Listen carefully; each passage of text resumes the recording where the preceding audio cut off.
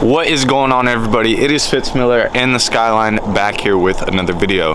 Today we are finally gonna get this thing driving. As you guys can see, we have our new Gktech extended inners. These things are like a foot long, and they're definitely gonna do the job. Where I went wrong last time we tried to do this was with the outers. I had Maxima inners and stock GTR outers, not S14 outers. So anyways, that is what we're getting ourselves into today. Let's get into today's install.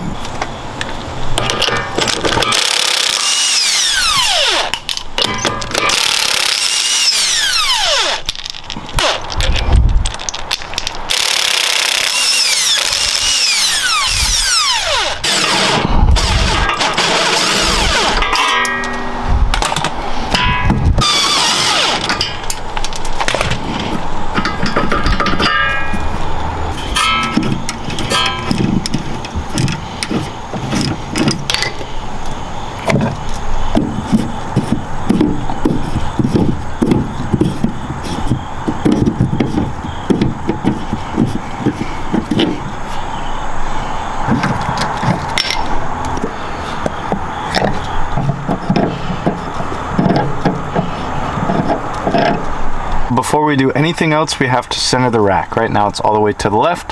Count how many turns it takes to get all the way to the right. 1, 2, 3, and a little bit. So we're gonna go back 1.5. 1, and half of this is gonna be like this. A half. That is it. That is centered. Our rack is centered. We can now move to the tie rods.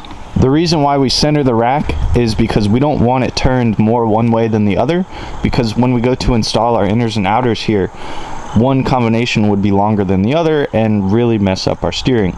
If you didn't catch that, long story short, we have 1.5 turns to the left from here and 1.5 turns to the right. So before starting the install, I wanted to show you guys how long these Gktech inners are, and they're also beefier. They're M14 compared to M12. I believe they're just thicker all around is how that works out. This process is pretty simple. So we're gonna put our outer onto the hub and straighten our hub. So we're gonna get it eyeball alignment straight. We don't want it toe in, we don't want it toe out, we need to get it straight. From there, we'll have the inner screwed into the rack, and we're gonna hold it up next to our straightened hub. We're gonna mark right there the end of the threads as far as that would screw into our outer. That is where we would cut with the hub straight. Process is pretty simple. Let's toss these in and give it a go. So here's like the third or fourth try. We have the inner and the outer sitting right next to each other. I'm using this locking nut to help keep it straight because it's in the air. Now we're gonna go up front. We're gonna look at how straight. That's really close. I think I want it a little straighter with the skirt and with the back wheel. Let me adjust that real fast. Now, as you guys can see, it's really straight. If anything, maybe a little toe out. But you guys can see it's just resting there. And I'm gonna do this till we get it straight. And we only have to do this once. Once we get this side straight, we mark it, take it out, and then we just match it for the other side. Here is my final decision on what I'm considering straight. This position right here with the hub straight has the maximum amount of threads. Now let me show you guys how to mark it. Right here on the outer tie rod is where the maximum amount of threads are. So we're gonna go just below that and say right there on the inner tie rod, which leaves all of that adjustment, in or out, to fix our toe. Let's take out this inner, take it over, and chop it.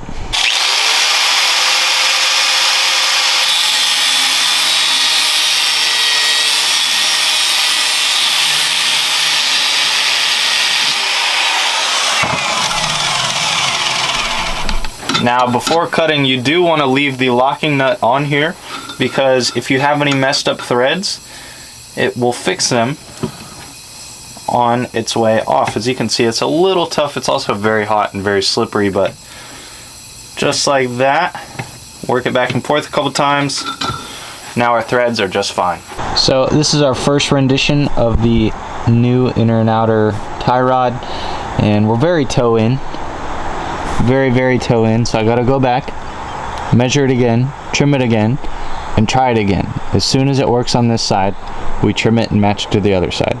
All right, y'all, so here is where we finished up at the front of the car. Ooh, that's pretty good. That's pretty close for eyeball. Let's check this side. Let's check this side. This one's taut a little bit. The wheel also might be turned. But my next mission, raise the rear, both sides, and fix the toe on the rear side. This thing is so toe in, it's terrible. I got it. I made it to the gas station. It was great, filled up with gas. And then you guys want to guess what happened? You guys probably already know what happened. Debead, so we're going back to the gas station to see if I can rebead the one that debeaded and check all my other ones, because I don't want to do this again.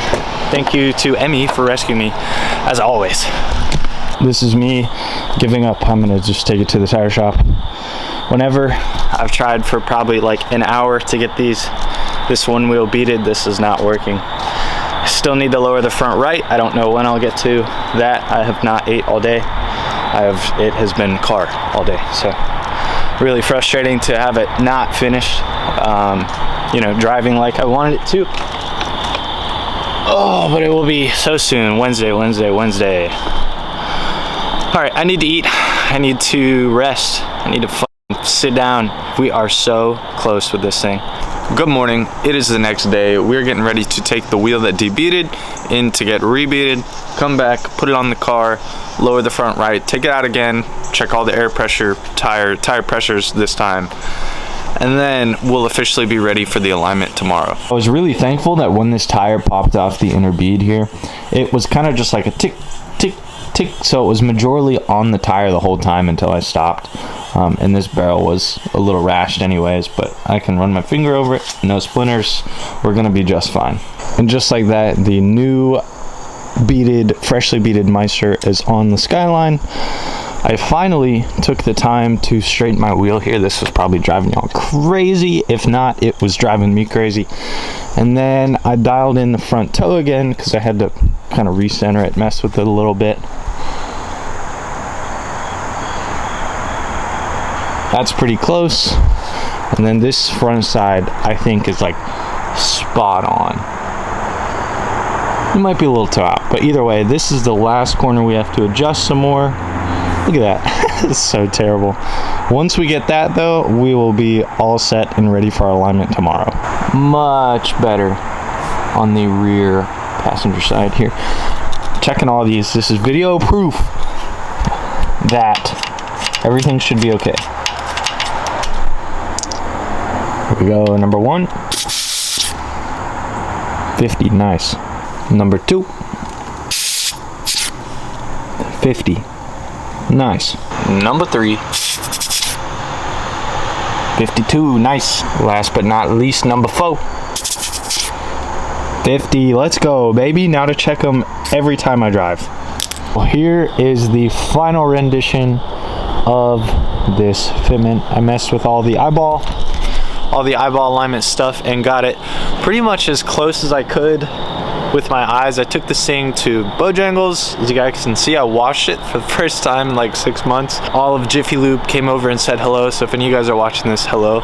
Thank you guys for coming and saying hi. Made my day. This thing hasn't been out in a minute and it got a lot of love. Drove exceptionally well considering it's an eyeball alignment, and alignment tomorrow. So we'll see how close the spec sheets are. Fingers crossed. Hope you guys have a great night. Don't forget to subscribe and stay tuned for more R32 content. Don't forget to subscribe.